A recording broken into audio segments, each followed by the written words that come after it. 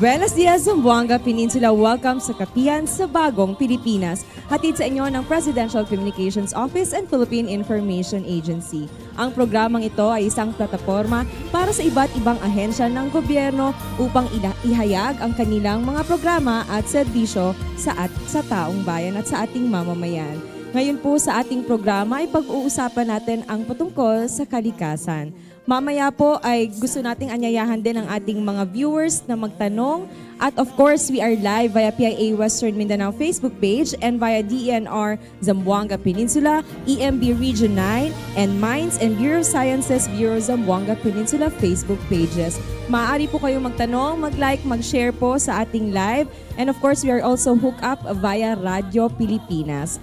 And hindi na po natin patatagalin. Gusto rin po nating pasalamatan muna yung ating partner, ang ating venue for today. We have the Universidad de Zamboanga.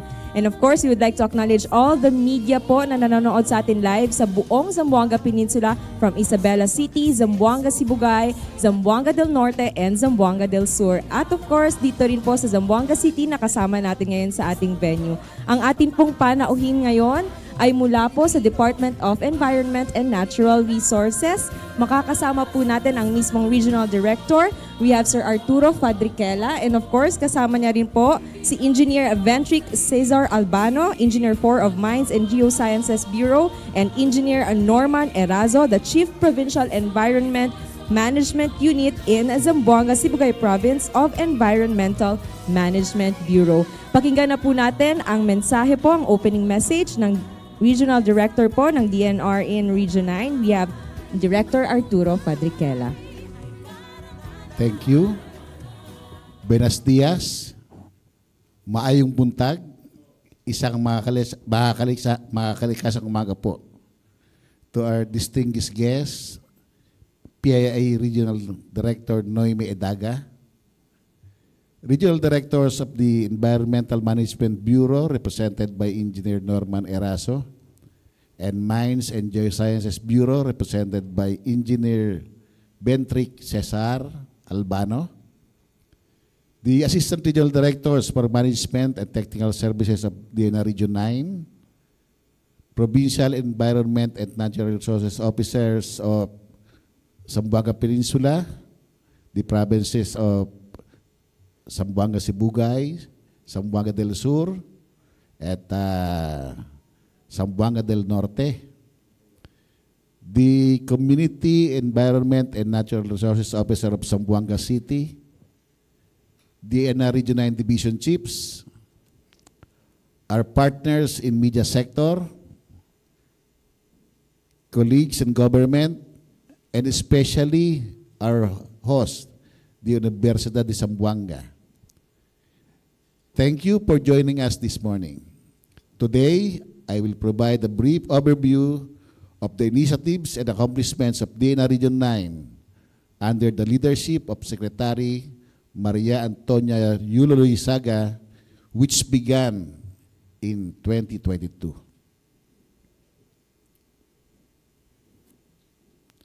The Pasunangan Natural Park, a declared protected areas in Zamboanga City, has been recognized as the 52nd ASEAN Heritage Park, the 10th in the Philippines, and the first in the Zamboanga Peninsula.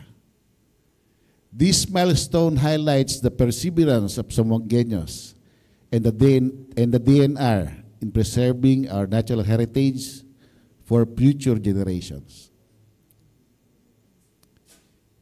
Spanning 17,444 hectares, Pasunangan Natural Park is a vital biodiversity sanctuary in the Zamboanga Peninsula.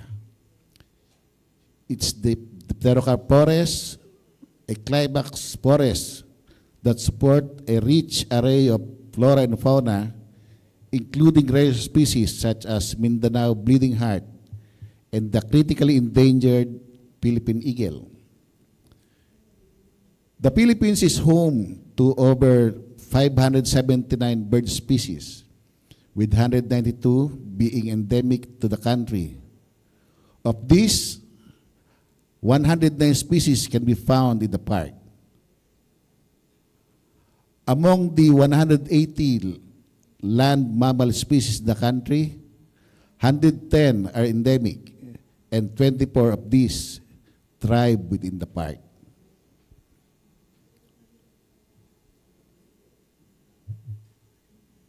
The nation hosts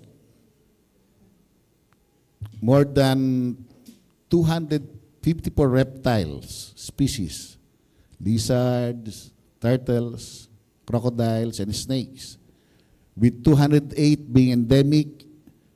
Pasunangka Natural Park is home to 71 of these reptile species.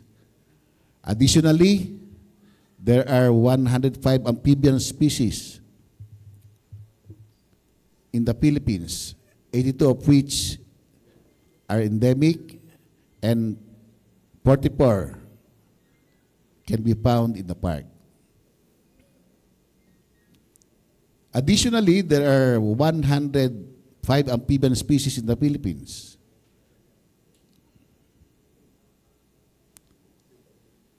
And to reiterate, 44 of which can be found in the park. The park also boasts a remarkable diversity of insects, with over 20,000 identified species, and about 70% of which are endemic.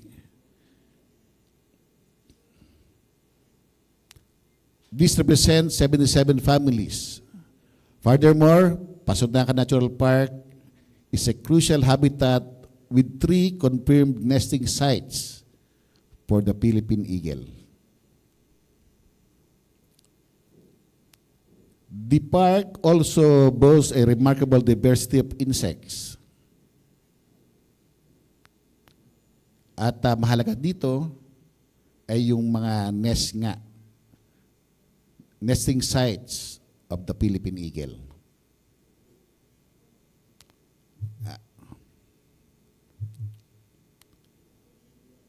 You can see in the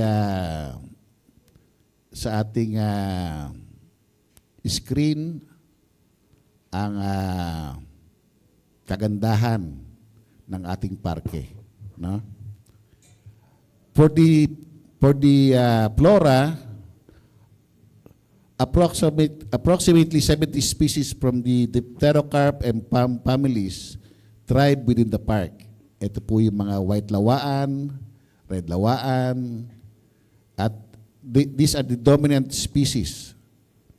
According to WIMSO report, the park hosts the largest remaining block of old-growth lowland Dipterocarp forests in the Zamboanga Peninsula, and I think for the whole country. The park is home to 11 of the 96 most threatened premium Philippine native trees, with an estimated number of 15,000, about 50% of which are endemic, and 70 to 80% being flowering plants. So the park hosts 193 threatened species of Philippine flora. The park's ecological completeness and conservation importance are vital for biodiversity conservation. It also provides potable water to nearly 1 million residents of Zamboanga City.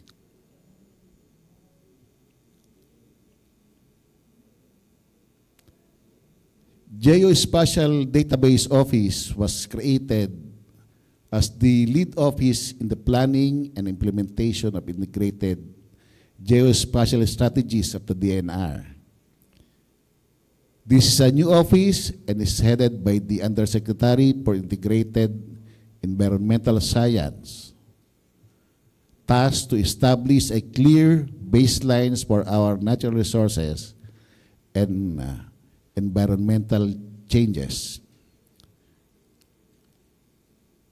GDO, ito yung Geospatial Database Office, serves as the repository of the geospatial data across the country, showing the complex interconnectivity of nature of all systems as a tool and evidence for better decision-making and enforcement of laws.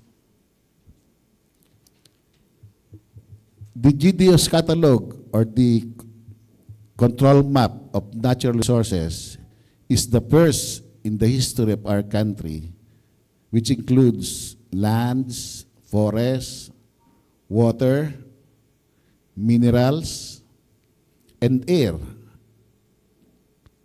as well as allowing us to apply mitigation hierarchy principles in the fulfillment of our mandate.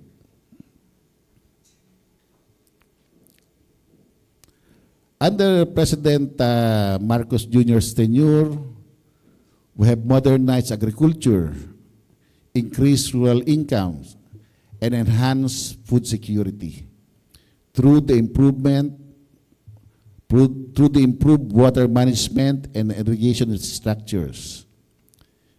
The classification of rivers and water bodies has increased significantly, guiding local governments in implementing policies to ensure water safety and water management. Through our Swiss project, the Small Water Impounding Dam Project, system projects, the region has successfully constructed 15 projects with a total capacity of 828 cubic meters. This initiative has directly benefited 450 households and 365 farmlands. The water is being used for domestic and agricultural purposes.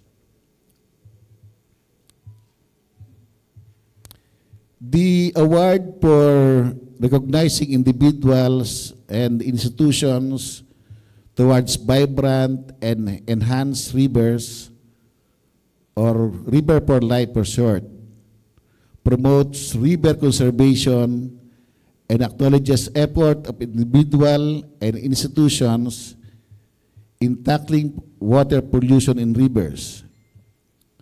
For this year, Cabasalan River, a 10-kilometer freshwater river stretch which traversed the barangays of Canacan, Sininan, FL Peña, Goodyear, and Banker in the municipality of Cabasalan, Zamboanga, Sibugay, was chosen to compete for these Rivers for Life. The goal of the program is to improve its water quality and classification from Class C to Class B under a whole of community approach strategy. Individuals and institutions join in collaboration to help reduce pollution, conserve water resources, and restore natural wildlife habitat.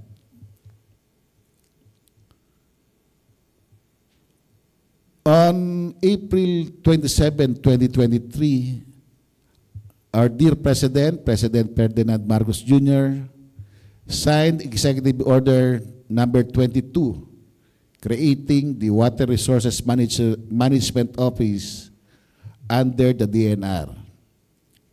This executive order outlines clear goals for coordinating government offices that have something to do with water to ensure its availability and sustainability throughout the country. Some of the agencies that have something to do with water are the National Water Resources Board, the Metropolitan Works and Sewerage System, the Local Water Utilities Administration, ito po yung ating mga local water districts, and the Laguna Lake Development Authority, among others.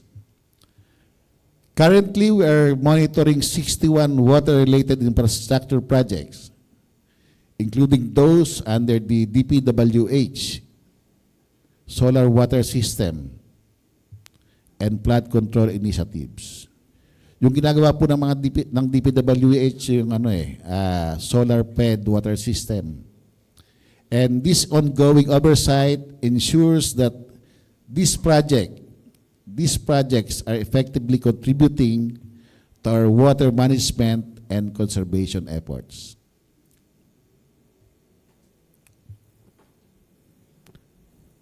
We have seen a significant increase in the number of approved mining permits and contracts. From 2022 to 2024, the Mines and Geosciences Bureau, or the MGB, approved a total of 27 permits and contracts. This is attributed to the more effective collaboration with the local governments, local government units, national government agencies, particularly in securing the necessary clearances and certifications. Additionally, we have intensified our efforts against illegal and informal small mining. We have issued cease and desist orders, conducted raids and apprehensions against identified illegal miners, and filed appropriate cases in courts. There has also been a notable increase in petitions for Minahang Bayan.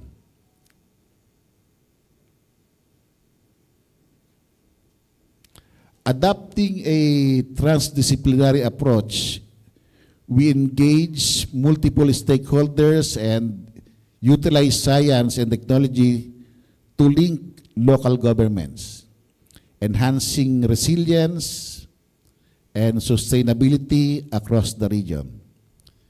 This collaborative effort, exemplified by our dialogues and consultation with the LGUs, particularly the Zamboanga del Norte, is crucial for effective environmental management and long-term environmental health.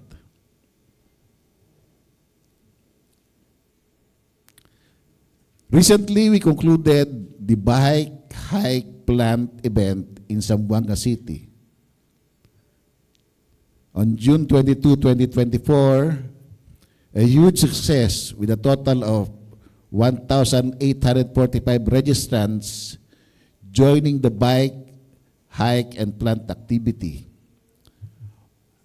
More or less 3,500 tree seedlings such as Nara, Camagong, Ipil, and Dao were planted at the newly launched ASEAN Heritage Park, Pasananca Natural Park, to promote environmental conservation and sustainability.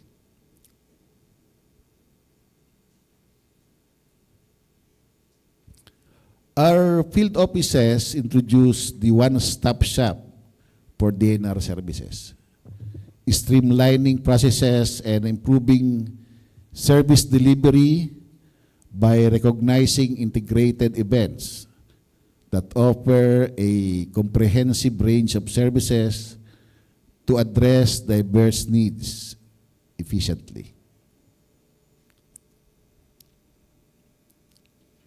The Handog Titulo program accelerates the issuance of land patents to qualified beneficiaries, enhancing land security and fostering social, economic developments by providing legal proof of ownership.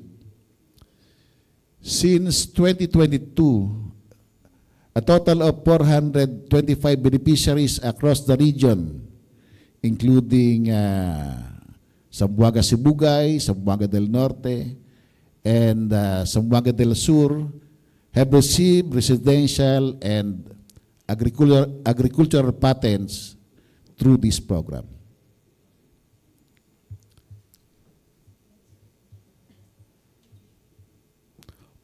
Also in 2023, our forest nurseries produced 169,000 seedlings across the region. Marami po tayo piniproduce dito sa ating mechanized nursery to include tree species like mangyum, yung lumbayaw, sa mahogany para sa mga private plantations. Of course, dinara, golden shower, red nato, nabihira na lang to. Bakan, ratan, white lawan, kalunti, bitanghol. Iba-iba po ang pinuproduce dito sa mechanized nursery natin. During the year, we distributed 60,000 assorted seedlings, such as yun nga, yung na-produce doon, no? Yung siyar, bakan, golden shower. To individuals and organizations through community pantry and tree growing activities.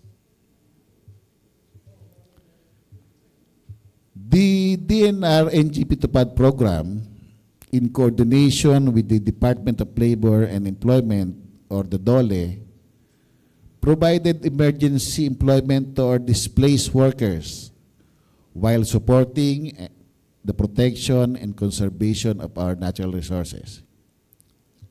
In the modernized and mechanized nursery natin sa Baclay, Turukan, Zamboanga del Sur, 20 beneficiaries work for 90 days, conducting seed collection, seed sowing, potting, care and maintenance, and eventually planting. Their efforts not only contribute to their livelihood, but also enhance the workforce and boost the production of forestry seedlings.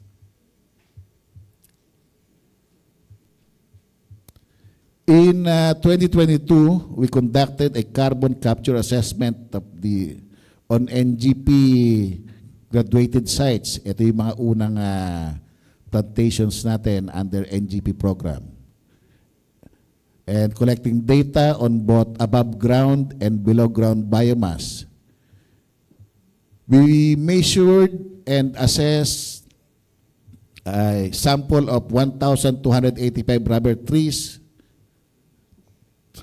sa mga NGP planting sites within the Zamboanga Peninsula. Our study indicated that from those plantations, we have sequestered a substantial volume of 8 million tons of carbon. This significant carbon storage not only highlights the effectiveness of this plantation in capturing greenhouse gases, but also reducing overall carbon emissions by contributing to these efforts. The rubber plantation enhance our environmental sustainability and support broader goals of climate resilience. Thank you for your attention. Let us continue working together to protect and preserve our environment for future generations.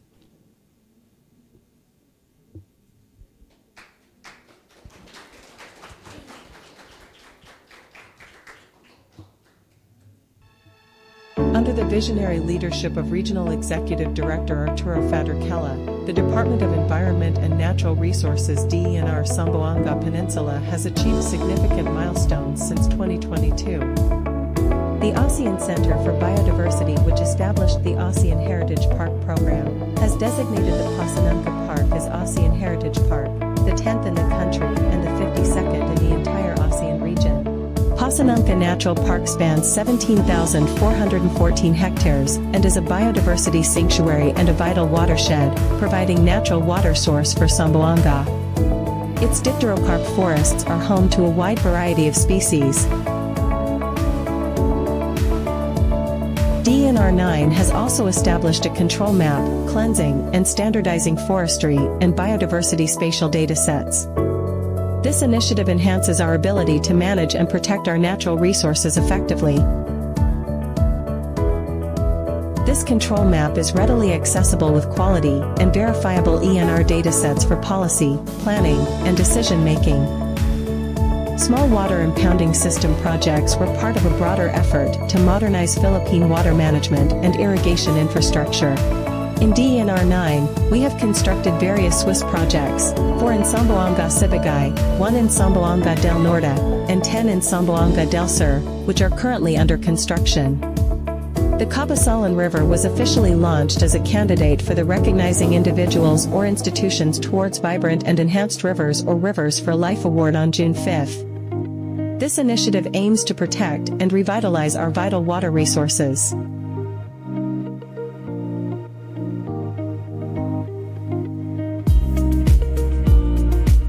To further our commitment to sustainable water management, we conducted extensive water resources inventory and information, education, and communication or IEC activities, ensuring communities are well informed and engaged. This collaboration with stakeholders ensures the availability and sustainable management of water resources in the region. Intensive measures have been implemented to revitalize the mining industry while ensuring robust environmental protection, balancing economic development with sustainability. Adopting a transdisciplinary approach, DENR 9 engaged multiple stakeholders to enhance resilience and sustainability across the region. This collaborative effort is crucial for long-term environmental health. This year, Region 9, in collaboration with the city government of Zamboanga, hosted the largest ever bike hike plant event on June 22, 2024, with 1,845 participants. Since 2016, this event has celebrated the Forest Management Bureau's anniversary and Arbor Day. The activity promotes reforestation and sustainable forest management, starting from Paseo del Mar to Pasanunca Natural Park.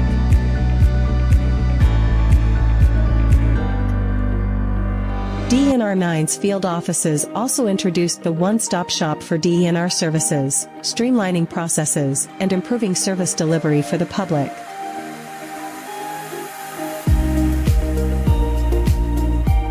In partnership with the Registry of Deeds and LGUs, DENR 9 has distributed residential and agricultural patents to Region 9 residents through the Hundred Titulo program, which fast-tracks land titles through legal ownership. DENR 9, with its national greening program, regularly conducts maintenance and protection of established plantations. In 2023, DENR 9's forest nurseries across the region distributed 60,826 assorted seedlings through initiatives like Community Pantry. DENR 9, in partnership with the Department of Labor and Employment's TUPAD program, has provided jobs to displaced workers in Zamboanga del Sur.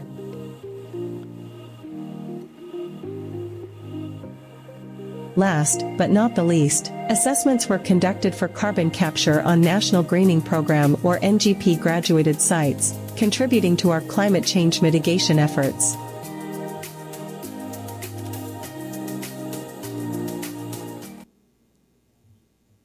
Maraming salamat po sa ating presentation mula po sa Regional Director ng DENR. We have once again Director Arturo Fadriquela. Ngayon po, we will now open the room for our questions. Uunahin ko po muna yung ating mga katanungan via online po sa ating mga media po na nakatutok sa ating live stream, and then to follow sa ating mga media po who are present with us po ngayon sa ating venue. First po is a question from Basilan. How will the Department of Environment and Natural Resources address the recent reports of cutting down of heritage trees in Isabela City without proper written approval? And what measures will be taken to prevent such incidents from happening in the future, considering that these trees play a crucial role in maintaining the city's ecological balance and promoting environmental protection, and above all, from part of the cultural memory and makeup of its locals? Sa mga kababayan po natin sa Basilan, yung mga ganyang puno na malalaki at naging naging witness na sa buhay ng tao diyan sa Basilan, dapat talagang protektahan. At nung nakarating po ang ganyang balita ay nag-utos na po tayo na imbestigahan ang pagpuputol na yan, tignan kung talaga ang anong dahilan, at tignan po natin kung yan ay pinutol na sadya o naputol yan dahil sa nakaambang panganib sa ating mga mamamayan, no? Sa baka may threat sa lives and properties, pero sinisigurado po namin na lalabas ang katotohanan sa papadala naming mga investigador galing dito sa Zamboanga City. Thank you po. Follow-up po question for that. For the Basilan Natural Biotic Area, what are your tangible plans in ensuring sustainability, knowing that protected areas has seen some residents po inside it?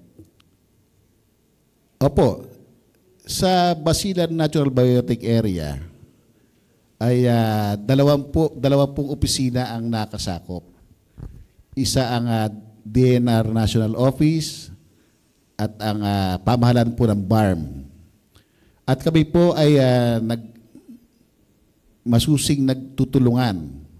Sa totoo nga po, sa pag-establish ng survey and boundary ng ating protected area, that is an important protected area, no? Ay nagtutulungan po ang ating BARM, government at ang DNR para matuloy po ang sukat dyan, and no less than our Honorable Secretary witnessed the MOA signing to finish the delineation of the boundary of the Basilan Biotic Area para mapamahalaan po natin mabuti na pagkatapos nating malaman ang mga boundaries, no? Marami pong gamit ang ating pag-establish ng boundaries niyan sa management and enforcement of laws inside the protected area. Thank you po, Director.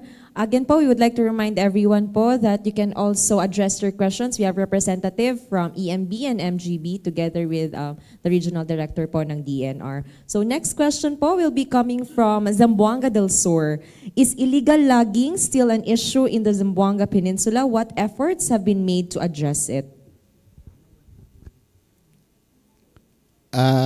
Hindi po natin may tatanggi na mayroon pa rin namumutol ng puno na walang permit o walang kaukulang permit o paalam sa ating pamahalaan, lalo na sa DNR. Pero napansin po natin na pakunti na ang mga ganyang incidents, and we're receiving reports, and that ang mga tao natin po ay patuloy na ginagampanan ang kanilang mga tungkulin at marami na hinuhuli itong mga natitirang namumutol pa ng mga puno. At kasunod pa niyan, hindi lang po sa panguhuli, nag-ano pa rin tayo sa kinakasuhan pa rin natin sa korte ang mga nahuling lumalabag sa ating batas sa particularly PD 705. Kinakasuhan din po natin yan sa proper court. Thank you po. Follow up din po again. How effective naman po are our tree planting activities? Can we see the result already of the trees planted from early 2000s? Ako po'y masaya sa resulta ng ating assessment ng ating NGP project. Sa totoo lang po, kakatapos lang po ng third-party validation namin ng NGP sites sa Zamboanga del Norte, At ang resulta po ay napakataas ng ating survival, no? At ayon sa report ng third-party validator, meron tayong survival rate na 87%. Mataas po yun. At ako po ay natutuwa at that high rate of survival could be attributed to the efforts of our farmers, of our planters upland, dahil ang napili lang puno na ginamit sa NGP ay mga rubber trees na ang pagkalinga at pagprotekta ay ginagawa dahil meron din pakinabang ang mga punong ito sa kanilang kabuhayan. That realization is a crucial information for our future reforestation efforts, hindi lang po dito, lalo na sa ibang lugar ng Pilipinas. Thank you po. Next question naman po ay manggagaling from Zamboanga del Norte. LGUs and even NGOs and CSOs often conduct tree planting activities. However, while the intention is good, sometimes the trees planted are actually invasive and threaten our biodiversity. In cases like this, wherein mas marami na yung na-plant na invasive species, can we still combat it through planting native trees, or how would we go about combating the planting of invasive species and promoting our native biodiversity? Tama po, no? Meron tayong na-trim dati ng mga tinatawag na mga invasive species, alien species. Pero meron na pong kautusan ng ating mahal na sekretaryo, Secretary Tony Loizaga, na ang itanim lang natin ngayon ay yung mga endemic at saka native tree species, no? Yung mga sinasabing invasive, yung mahogany at gibellina, ay pwede namang itanim yan sa ating mga private properties at pakinabangan yung mga kahoy na mapuproduce doon. Pero sa mga ating forest land, timberland, protected areas, mahigpit po ang kautusan ng ating mahal na sekretaryo na ang itatanim natin lang dyan ay mga native at saka mga indigenous tree species para mag-promote ng biodiversity at dumaloy ng maayos ang buhay sa ating mga kagubatan. Follow up po to that, what are the most commonly planted invasive tree species and what makes them invasive po? Ayon sa obserbasyon, yung mga mahogany na yan, mahogany, gibellina, ay mabilis na tumubo. Mabilis na tumubo at mabilis mamunga, no? Maganda yan sa ating mga forest plantation, sa ating mga private properties. At madali yan mag-produce ng kahoy na kailangan din ng ating bayan para sa ating mga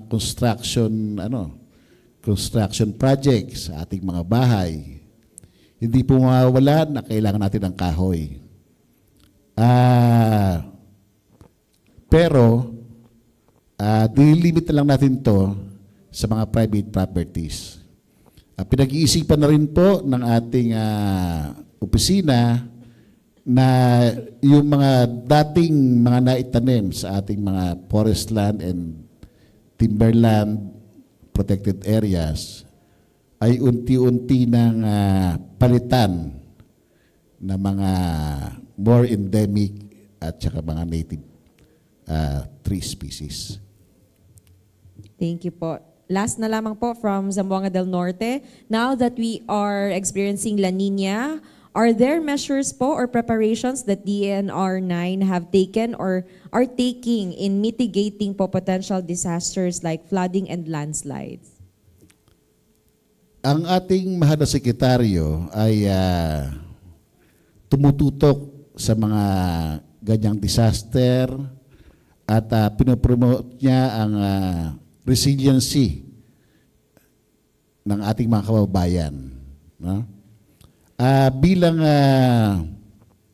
Bilang paghahanda sa mga ganyang kalamidad, man-made man o natural, inatasan niya ang ating Mines and Geosciences Bureau Office na magbigay ng mga impormasyon, mga datos, at mga babala.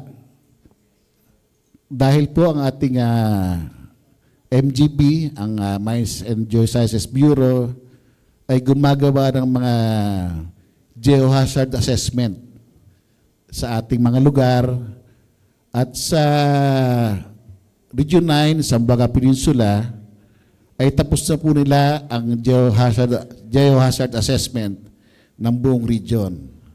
Sa totoo nga po, meron na silang updating ng mga geohazard assessment na nagawa dati dahil para to attune with the times, no? Baka may nagbago na, baka may lumala, binabalikan po yan at yung impormasyon na yon ay binibigay natin sa ating mga local government units, sa ating yung disaster office para magbigay ng warning at mahagawa ng mga adaptation measures para hindi mapahamak ang ating mga mamamayan. Additional question po from Zamboanga del Sur naman po regarding din po no sa mga flood-prone LGUs natin. Paano po na-address ng DNR yung problem on solid waste management? Alam po natin na marami ng batas para ma-address ang ating solid waste management. No? Sikat na sikat dyan yung Republic Act 9003, yung National Solid Waste Management Act. Sa pagpapatuloy nito,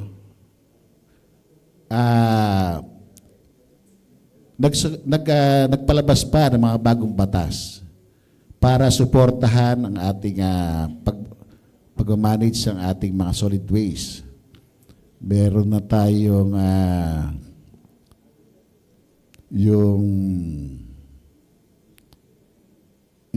Producers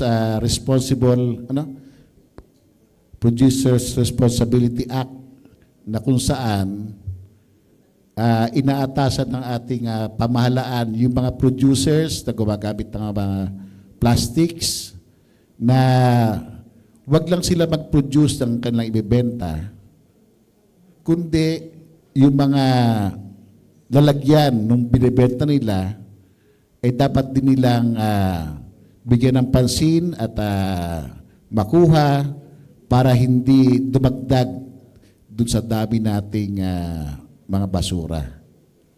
So, tuloy-tuloy po yun at sinusuportahan yung mga ibang batas. Gumagawa pa tayo ng ibang batas. Hindi lang ang atas sa ating mga LGU, kundi mismo yung producers ng mga produkto na mga gumagamit ng mga plastics. Thank you po. Next question from Zamboanga Sibugay naman po. Last two questions. The main issue with Doña Josefa Falls in Zamboanga Sibugay involves environmental damage due to tourism development. The construction of a tourism road has caused significant damage to the area, including the destruction of a small lake and surrounding slopes. Sa Zamboanga, ano yan, no? Zamboanga Sibugay.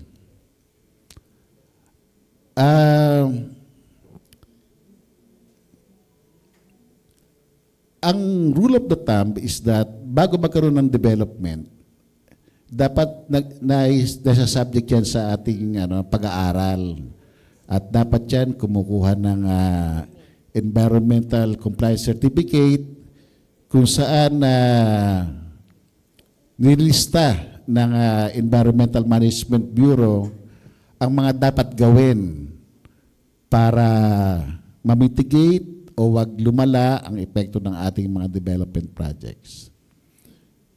So,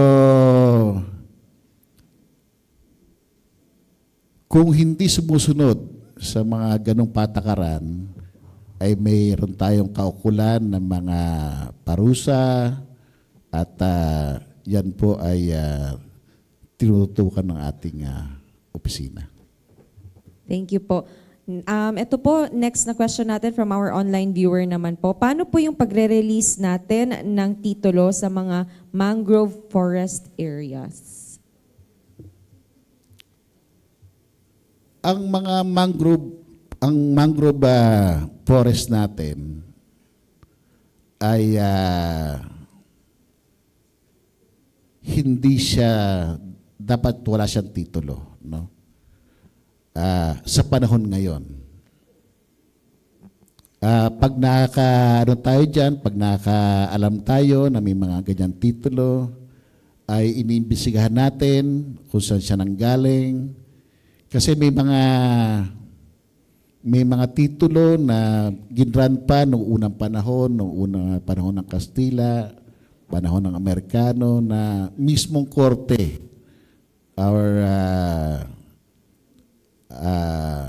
yung court on that time ay nagbibigay. So, dapat po tingnan natin yan at kung yan ay nailabas ngayong mga panahon, ay meron po yung kaukulang aksyon ng ating pamahalaan. Thank you po. With that po, maraming salamat po sa lahat po na nagtanong sa atin online. Kung meron pa po tayong mga questions po via our live stream, susubukan po, we will seek the assistance of the DNR personnel from EMB and MGB to answer your questions po dyan. We will now proceed with our questions from our media partners here in Zamboanga City. First po, a question from Sir Marco Polo of Brigada News FM. Magandang umaga, Sir Arthur. Magandang umaga po. And I'm Marco Polo from Brigada Zamboanga. Sir, ang ating question, lately, nagpalabas po ang Mines and Geoscience notice ng Zamboanga City is prone to the landslide with the 40 barangays. So, sir, is there any possibility na ang cause ng ganitong calamity na nangyari ngayon, so lately, meron na tayong mga reported landslide, is dahil po ang mga residents na mga involved na barangay ay nagsasagawa ho ng pagputo ng mga kahoy para gumawa ho ng uling. No, meron na mong further action ginawa ang DENR and the LGU included in this issue? O nga po, nakakalungkot nga po yung huling nangyari ng mga nakarang araw na nagkaroon ng baha at may mga landslides nangyari. Tinitingnan po namin ang pwedeng dahilan ng ating nangyari na yon. At napag-alaman po natin din na talagang marami ang bumuhos na ulan ng panahon na yon. No? Katumbas po siya nung isang linggong ulan ang bumuhos nung araw na yon. Mga 170 millimeter ang rainfall at ang normal rainfall natin isang araw ay mga 30 to 40, mga ganyan. So talagang marami pong ulanan. At dapat po paghandaan natin yung mga ganyang kalamidad, no? At sinabi nga nung isang kasamahan natin at hindi namin naranasan yan dati, ngayon lang. Hindi po natin tiyatanggi na baka may dahilan din yung pagbabawas ng puno pamumutol ng ginagawa ng ating mga ibang mamamayan. Pero sa particular na incident na ito, marami po talaga ang ulan na bumuhos. At sa sobrang basa ng ating mga ng lupa, hindi lang kasi umulan siya nung araw na yun ng marami, kundi ng mga nakarang araw pa, that rendered the soil, yung lupa, nabasa na talaga at hindi na siya makasip-sip ng mga tubig na bumubuhos. Hinihimok po namin ang mga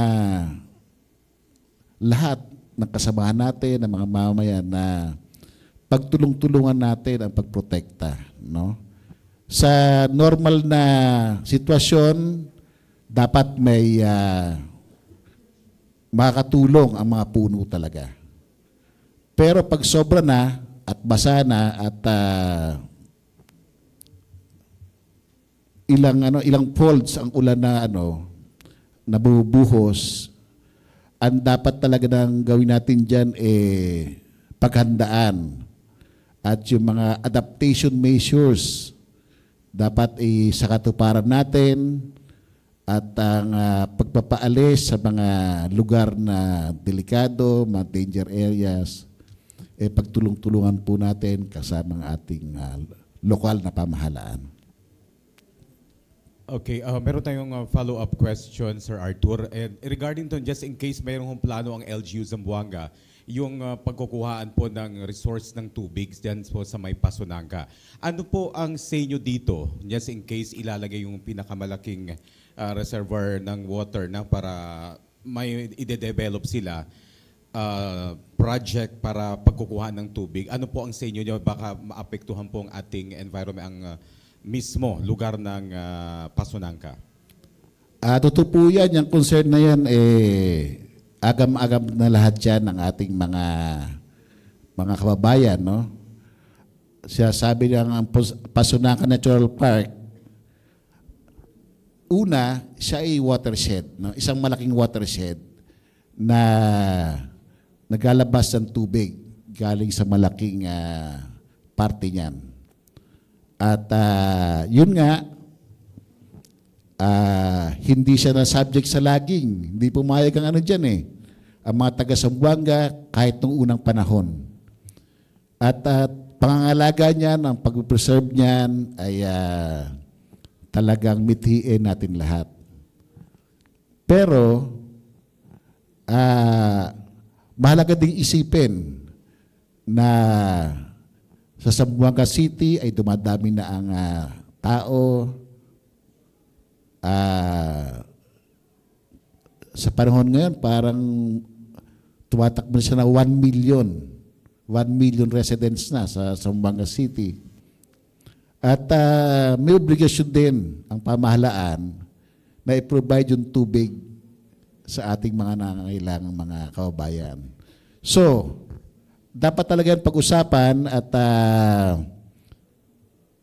magsagawa ng mga engineering measures at para magamit ang tubig na nanggagaling dyan. No? Hindi naman kailangan na nasa taas, pwede ba nasa baba kasi isa lang naman ang daluyan yan.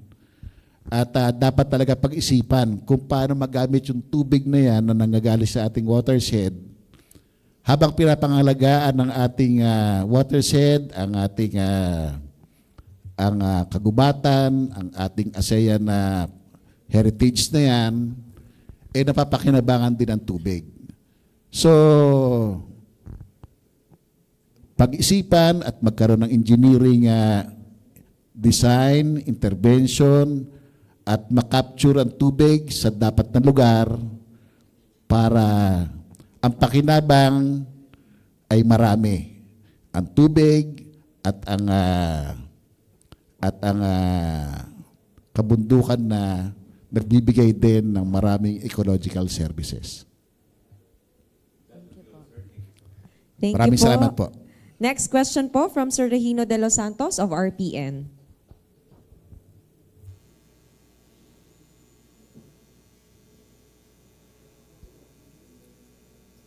Arthur, good morning. Magandang umaga po. Yes, from RPN Zamboanga. Sir, may tanong ko lang kasi yung nakarang ng ating mga yung kapihan bagong sa Pilipinas, yung DAR, nang tanong ako doon sa kanila nga, ito bang ang Barangay Sibulaw, under po yun sa inyo? Sabi niya, under yan sa DNR. Ibig sabihin sa inyo ngayon. Kasi yung mga lupa doon sa taas, walang mga land title. So, ang punto ko po, wala silang title. Yung iba, binibinta yung kanilang lupa. Ang lupa po ay may mga lupa na pwedeng ariin privately at may mga lupa na hindi pwedeng ariin privately. Ito yung mga timberland natin, public land na nasa gubat, no? Dapat mong malaman kung anong klaseng lupa yan. Kung yan ay yung tinatawag nating alienable and disposable or timberland. Pag alienable and disposable, nakahanda po kaming tumulong para mabigyan ng patent ang mga kababayan natin na nandyan, lalong-lalo na kung sila ang talagang legal claimant na hindi dating pagmumiyari ng ibang nakiklaim, no? Pero pag yan ay hindi alienable and disposable, pag yan ay timberland o forest land, ay hindi po pinapahintulutan ng pamahalaan na magkaroon ng titulo dyan at sa ibang pagkakataon na pwedeng bigyan ng tenural instruments ang mga nandyan kung sila ay qualified at makasubmit ng mga tamang dokumento. Pwede meron pong programa ang ating pamahalaan na hindi sila binibigyan ng titulo pero kinakatulong para sa pagprotekta pagprotekta ng ating mga kagubatan at pwedeng tumira. Pag pumasok sila dun sa mga ganong mga kwalifikasyon. Yes po, follow-up question lang po, no? Kasi yung iba, sila ng 20 years na sila na yung parang may-ari na pero wala silang land of title. Yung iba binibintan meron bang sanction na dapat ng yung mga hindi pa silang may-ari? Kung ang lupa ay pwedeng tituluhan at inaari nila parang private, pwede naman nila ibenta yon. Pero pag ang lupang yan ay timberland, hindi po kinikilala ng pamahalaan ang bentahan na yon dahil iyon po ay lupa ng ating gobyerno. Kung ano po yung detalye po ng sinabi nyo ay pwede nating ibigay sa ating mga kasamahan mamaya para masusi nating matingnan kung anong sitwasyon talaga dyan. Okay po, salamat po. Thank you po. Next question from Sir Justin Bulanon of Radio Pilipinas.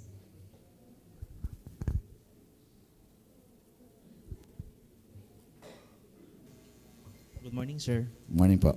Sir, the DNR has launched the National Greening Program in the year 2011. Despite it being the biggest reforestation project of the government, bakit patuloy pa rin nakararanas na malawakang pagbaha ang Zamboanga Peninsula hanggang sa ngayon?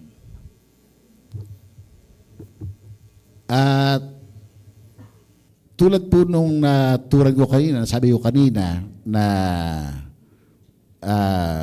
tagumpay ang pag-assess ng ating third-party validator sa lugar ng Zamboanga del Norte at isusunod namin ang pag-assess sa Zamboanga del Sur.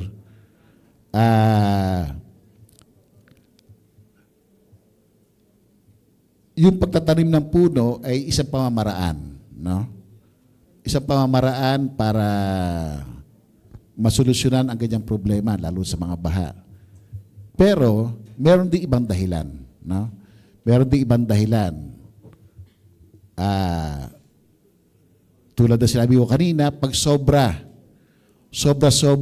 ang buhos ng ulan na above normal, na kung saan hindi na siya ma-absorb ng lupa, kahit na may mga puno, dun resulta. No? At sa ganyang katotohanan ng buhay natin, ang isang pinagsisikapan natin ay yung adaptation measures. Adaptation, dapat pagtutulungan ng lahat, paghandaan. Yung mga ganyan, yung mga, kung magtatayo ng bahay, dapat wala sa mga waterways, wala sa mga lowland, at kung meron man sa lowland, dapat medyo mataas, nakaangat, para sa eventual na ganyang mangyari, na kuminsan hindi naman siya madalas, di ba? Kuminsan every 5 years, every 10 years, pero mabuti na po na naghahanda kasi may mga ganyang pangyayari sa natural na buhay natin. For the Mines and Geosciences Bureau, is there a need to update the hazard maps given na ganito kalaking epekto ng ordinaryo o tuloy-tuloy na pag-ulan sa ating areas in Region 9?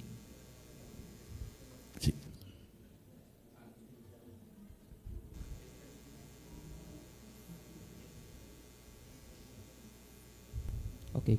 Yes sir, no. So, as for MGB po, regular sa sinabi po kanina ni Red, although we have already our geohazard maps, but we are regularly updating our geohazard maps. Yung ating geologists, yung mga team natin na geologists are regularly nag-iikot po sa ating areas, may designated areas sila to continually update yung kung ano ba yung geohazard doon sa area para ma-incorporate po natin sa ating existing maps. At the same time, especially ngayon that we are experiencing rainy season na, andun din po yung tinatawag natin na advisory, geohazard advisory, wherein ahead of time, in-inform po natin si local government unit on the possible occurrence of, let's say, flood or landslide doon area. Operationalize po yung ating geohazard operation center, especially kung may advisory tayo for an incoming typhoon or rain. Kaagad pong kaagad po nating in-operationalize yung ating OPSEN. 24/7 po na may nakaman na geologist doon, technical personnel, to inform real time yung ating mga LGUs kung ano yung possible na magiging effect ng incoming typhoon sa area nila. At the same time, in the event na magkaroon po ng rain doon sa area or nagkaroon po ng incident, andun din po yung whatever sino pong available na geologist natin, team na nasa field, kaagad pong pumupunta sa area to update the office. Nagsasubmit sila regularly ng situational report, CTREPs, to inform po yung office doon sa situation doon, at para ma-inform din po yung LGU through the disaster offices nila, respective disaster offices, kung ano po yung possible mitigating measures or to improve po doon sa area. And lastly sa EMB, anong technical assistance or technology ang pwedeng ma-provide ng EMB sa mga LGU para matulungan sila sa pag-manage ng basura or to comply sa Republic Act 9003? Sige. As of now, meron po tayong nagpo-provide ng mga technical assistance sa ating mga local government units. So, based sa record po namin, halos lahat na po ng local government unit dito sa Region 9 na provide na po namin yung mga sinasabi nating mga shredder. So, yung mga municipality na wherein yung mga basura nila more on ma-decompose lang. So, yun, pinoprovide natin ng biodigester para ma-process nila into fertilizer. So yung ibang mga LGU, ninatap nila yung mga association para sila na mismo yung magbebenta dun mga produce nila na mga fertilizer. So nakakaroon ng income din no yung mga ano dun organization. So aside po sa mga waste na de-decompose, meron po tayong mga solid waste na hindi na po talaga magamit. So yun yung po mga residual waste or yung mga plastic. So meron po kaming programa na dinodonate din ni EMB yung mga plastic molder, which pwede po siyang gamitin yung produce niya, hollow blocks and yung mga plastic chairs. Galing po sa mga recycled plastic. So yung ano po din namin, aside from yung financial assistance, nagpo-provide po din si EMB yung mga material recovery facility or yung MRF para po efficient po yung pag-collect ng mga solid waste po natin. At saka meron po tayong dinideploy na mga yung tinatawag natin mga basura patrollers. So wherein yung mga basura patrollers natin nagro-roam yan around the municipality or city. Chine-check kung saan ba merong mga nakatambak na basura na hindi po na-collect nung ating mga local government. Right after doon, pupunta sila po sa mga barangay halls, i-inform si barangay chairperson na meron pong hindi na-collect na mga basura. Okay. Thank you po, sir. Next po, we have Ma'am Tess Espartero of TV11.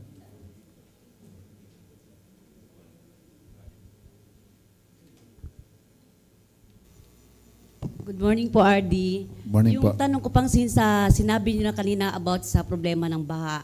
Yung tanong ko lang po, ano po yung nakikita ninyong solusyon sa problema ng baha ngayon? At the same time, ano po ang ginagawa ng DNR sa problema ng baha since kayo po ang lead agency about climate change?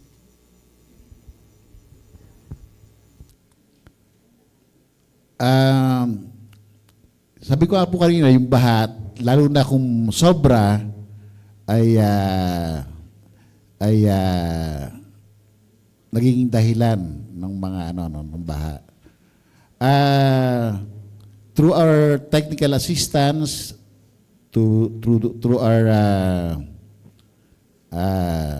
yung mga experts natin in tandem with the DPWH na ang talagang may mandato sa mga riverways natin,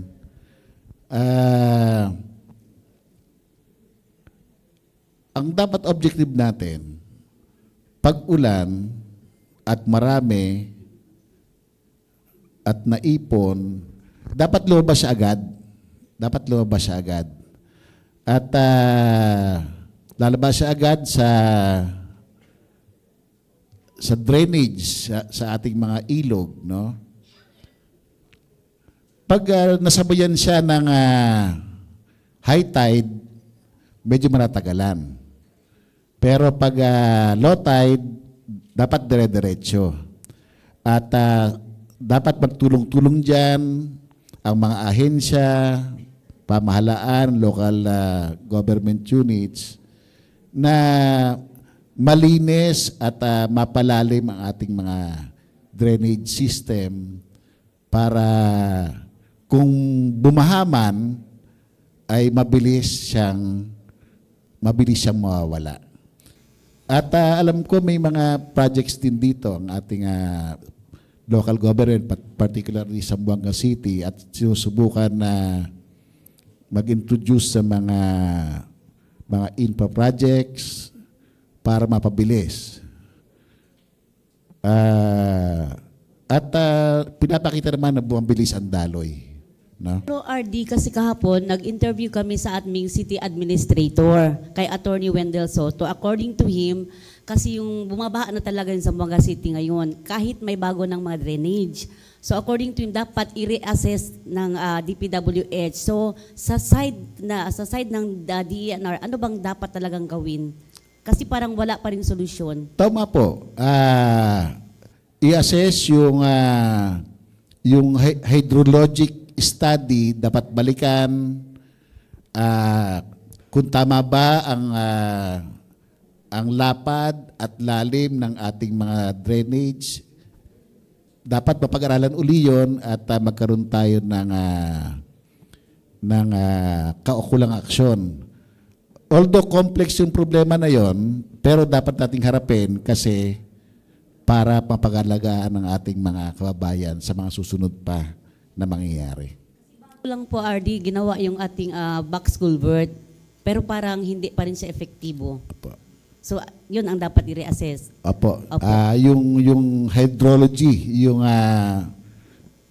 pinanggagalingan ng tubig sa mataas na lugar at kung saan dadaloy at kung gaano karami at kung gaano lapad at lalim ng mga ating mga drainage system, mga ilog, mga creeks, dapat talaga seryosohin at masusing pag-aralan uli.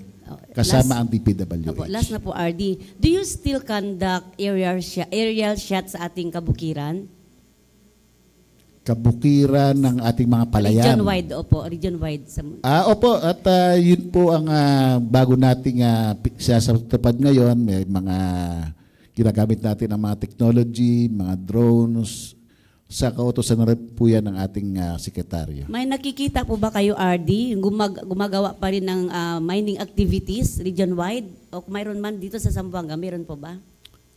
Meron po. Meron pang nangyaring ganyan at sa totoo nga po ay nagtuloy-tuloy lang ating law enforcement activities kasama ang ating central office at ang mga ating mga uniform personnel, mga police at saka military.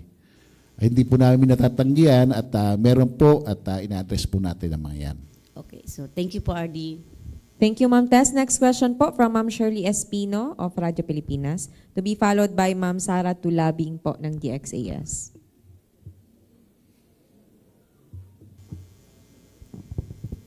Hi, RD. Good morning. Good morning, everyone. Morning. Malapit na po ang State of the Nation Address ni President Ferdinand R. Marcos Jr.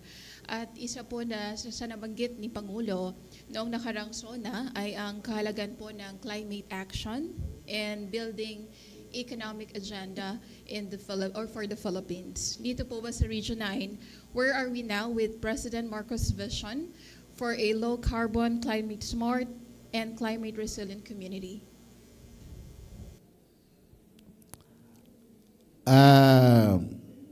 Dalawa po, no? Yung climate action natin at saka economic development. Ano yan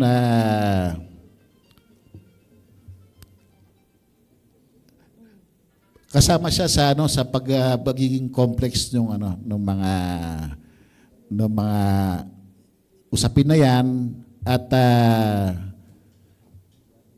ang inuutos ng ating pamahalaan ay kung halimbawa may mga mining activities tayo na kailangan din ng ating ekonomiya, hinahamon ng ating mga minero at nag-i-impose tayo ng mga regulations na gumamit ng mas modern na mga gamit at gamitin ng mga yung technology at seryosohin ang pagbabalik ng kagubatan once na matapos na doon sa yung rehabilitation phase, no? Rehabilitation phase. Maganda po ang Mining Act natin ngayon dahil hindi siya hindi siya minimina ng sabay-sabay. Ang tawag natin diyan nagkakaroon ng rehabilitation, progressive rehabilitation na kada may matapos na 50 hectares dapat ang mga ating mga mining companies ay binabalik uli sa dati sinisimulan na bago tumuloy. Yun po ay nakatulong para ibalik yung mga nawala at may mga pruweba naman tayo na ibabalik naman, no? So it's part of balancing the environmental concerns ng ating in terms of biodiversity and at saka yung economic na dapat magtulong-tulong na gawin niyon kasi nandiyan na yung mga patakaran natin, batas natin, nagtulong-tulong po sana tayo lahat. RD, you made mention about the environmental concerns po natin, particularly in Region 9. Do we have identified areas of concern na may mga major or malalaking environmental problems na kailangan i-address agad-agad? Pinaghandaan po natin dahil sinasabi na ang Region 9 is a mineralized area. At kung meron mang gusto mag-apply ng pag-imina, ay sisiguraduhin po namin ng DNR na ang regulasyon na nagpapatupad dito ay mai-impose, ang mitigating measures ay maisagawa, at kung sa application phase dapat maipalam sa lahat para yung mga concerns ng lahat ng mga kapaligid, ng mga stakeholders ay ma-address at malaki dyan yung environment nga At para malaman ng mga aplikante natin na seryoso ang ating pamahalaan na ipatupad or i-impose yung mga ganong mga regulasyon sa harap ng aktibidad ng pag-imina. Sisiguraduhin po natin yun. Thank you po. Next po, Ma'am Sara, and then followed by Sir John. RD, good morning. Kanina po in-explain nyo na too much ang buhos ng ulan last week, kaya din po talaga nagkabaha. Pero pag normal lang po ba o kaya hindi ganun kadami yung buhos ng tubig, sapat pa rin po ba yung mga puno natin, especially ito sa Zamboanga City, para maiwasan po yung landslide tsaka yung mga pagbaha po?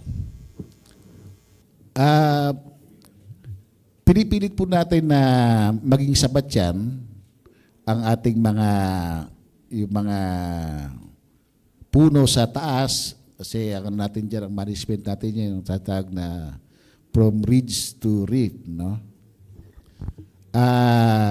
Dapat lang talaga alamin natin na kung hindi man siya marami, nasabay ba siya sa high tide na hindi makalabas? May mga ganong may mga ganong sitwasyon Pag ganon at low tide at nagbaha pa rin under normal rainfall, mas matinding action ang gagawin natin dyan at dapat alamin, no? Pero sa ngayon, tuloy-tuloy naman ang ating efforts, di ba? At natutuwa ako, lalo dito sa Zamboanga City at sa mga iba pang mga built-up areas natin, na yung information campaign natin, nagtutulong-tulong tayo Sa DNR meron, sa LGU, napapansin ko talaga, concern nila yung mga ganyan. At ako, wala akong duda na na mapangalagaan natin ang ating kalikasan dito, basta tulong-tulong ang lahat. Pero pag wala yung high tide, yung pagbuhos ng ulan na sobrang dami, sapat po ba yung natin? Or kailangan pa rin po magtanim ng marami? Mas maganda, mas marami. Mas maganda, mas marami. So kulang po yung... hindi po natin masasabi, pero dire-diretso po ang pagtatanim natin. Hanggang meron dyan. May say po ba ang DENR, since po yung mga riverside natin ay tinitirahan na po ng mga residente. Like po dito sa Tetuan, sa North Side, lumampot po yung lupa, nasira yung riprap. May say po ba ang DNR na dapat mas mingipi na wala sanang nakatira dyan ng mga residente? Sa pagtutulungan natin with the LGU at saka sa DPWH, dapat yung mga easements natin ay na ibabalik as easement, no? Kasi pag tumira ka sa easement, magiging siya parte ka ng nasa geohazard area ka, prone area, na pag may mga ganyang kalamidad, ang unang mangyayari ay tataas ang tubig at aawas. So, sa pakipagtulungan ng ating mga kasama ng mga LGU, dapat yung mga tao sa easements natin, mga danger zones natin, ay dapat talaga siyang umalis. Okay po, thank you. Thank you po. Last question na po from Sir John Iturralde. Good morning po. Morning. RD po. Base po sa obserbasyon po, marami ng mga resort ang nagbubukas ngayon kung saan panay po ang pagdevelop ng mga ilang private individual ang ilang bundok natin. Ito ba ay may sapat na permiso mula po sa DNR? And sa tingin niyo po ba, isa rin po ba itong dahilan kung bakit lumulubog sa baha ng maraming barangay sa tuwing may kalamidad po? Resort sa upland. Resort sa dagat o sa upland? Dito po. Sa mga bundok. Sa mga bundok po. Lahat ang dapat itayo ay kumukuha ng permiso, no? Lalo na pag malaki siya, dapat siya meron siyang environmental compliance certificate na kung saan pinag-aaralan doon ang mga posible niyang epekto pag natayo yun. At kung titingnan natin yung environmental compliance certificate, marami yung nakalista ng mga conditions na dapat sundin ng ating mga project proponents. No? Ang aim nun ay mamitigate yung epekto niya sa kapaligiran once na itayo yun. So, minomonitor namin yan at ang mga hindi tumutupad ay nagkakaroon ng kaukulang parusa. RD, what happened po sa ating dating programang Green Philippine Highway po? Ang Green Philippine Highway nung panahon niya ng ni Secretary Angelo Reyes. Maganda po ang intention diyan ng ating dating sekretaryo.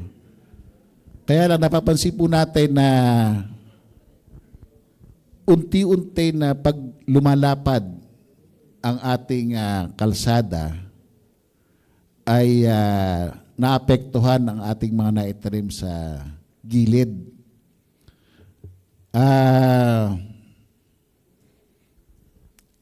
Ang paglapad ng ating kalsada ay tugon din sa dumadaming aktibidades ng tao, dumadami ang tao at dumadami ang aktibidad.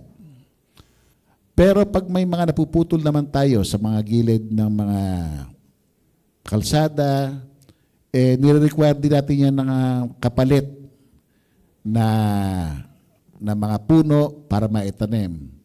Hindi lang 1:1 ang ipalit, kundi 10 folds pa, no? Para lang matugunan at ma-address yung mga development na ganyan na kailangan din ng ating mga tao. Last question po. Meron po bang na-file na case regarding po sa mga illegal quarrying po na patuloy po lumalaganap po dito sa entire region po na nakasisira po sa ating mga ilog po? Kasama po sa aksyon ng ating opisina ng MGB at DNR na pag na-raid namin yan at nahuli, at nakakuha tayo ng sapat na ebidensya, tuloy po namin pinapile yan sa court at pinapanagot po natin ang ating mga violators. Yan, tungkol sa illegal quarrying na yan. Thank you po. Thank you very much po sa ating mga media partners in Zamboanga City for your questions. RD, meron lang po tayong pahabol po na 2 questions via our media po na nakatutok online. Opo. Last 2 na lamang po pahabol. This is from Ma'am Daphne Santuyo of ZSMCI President po from Zamboanga, Sibugay. Regarding pa rin po ito, clarification on Doña Josefa or Busay Falls, which lies in a protected area known as Doña Josefa Watershed. The mountain was destroyed and a road was erected right in front of the waterfalls po. And sometime later, a group of concerned citizens found out about the project and made protests to stop the destruction of the area. It also reached the RDC and NEDA until the project was put to stop with some funds left po, which was supposed to be used to rehabilitate the area. Can the DNR check on the site again and do some recommendations to hopefully do some remedies po to avoid occurrence of possible landslides? Makakaasa po kayo, natitignan po ulit namin yan at ang mga kaukulang aksyon ay gagawin namin. So pagkatapos punto ay magbibigay ako ng kautusan para tingnan po uli yan, yung mga project na yan. Last na po from Basilan din pahabol. As the region continues po to experience rapid development and infrastructure growth, concerns have been raised about the impact of deforestation and environmental degradation caused by the construction of large commercial establishments such as malls, hotels, and other infrastructures. What specific measures po or plans does the DENR have in place to address these concerns po? Ang Department of Environment and Natural Resources, although hindi siya direct na nag-implement ng ating mga land use plan, no? The comprehensive land use plan, tayo po ay nagbibigay ng mga inputs, no? Mga technical inputs para magabayan ng ating mga local government units para sa mas tama at mas maayos na land use planning. No? Sa lahat po ng mga LGUs, mga be it in the city or in the other LGUs, yung kaalaman, yung integrative knowledge na nasa amin po ay sinishare po namin yan sa LGU para sa mas magandang plano. Para yung comprehensive land use plan kung saan ilalagay ang mga bahayan, ang mga industries, at mga public places, ang mga green spaces, tumutulong po kami para magabayan ang ating mga local government units. At nakikinig naman po at natutuwa kami at naisasama yon hanggang maging ordinansa siya, maging batas, at sa mismong pagpapatupad ay nakikipagtulong din po kami sa ating mga LGUs. Thank you very much po once again po sa lahat po ng ating mga katanungan. We now end our question and answer portion. And we shall hear po a closing message po from our resource person, Regional Director, Arturo Fadriquela. Maraming salamat po sa pagkakataon ito na mailahad ng DNR ang kanyang mga programa at saka mga plano pa sa mga susunod na mga panahon.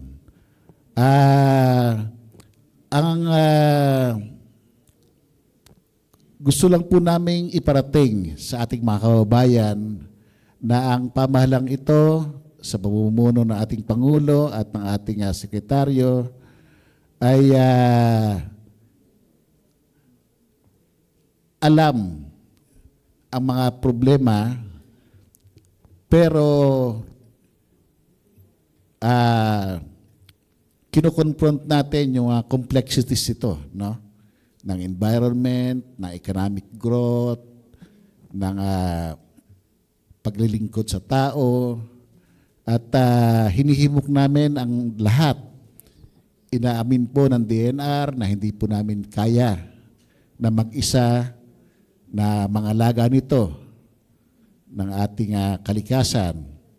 At sana po at umasa kami na yung pagtutulungan na yon, sabi nga ng ating mahal na sekretarya na dapat sama-sama, equitable, may hustisya sa paggamit ng ating likas yaman at para sa kapakanan natin ngayon at sa susunod pang henerasyon.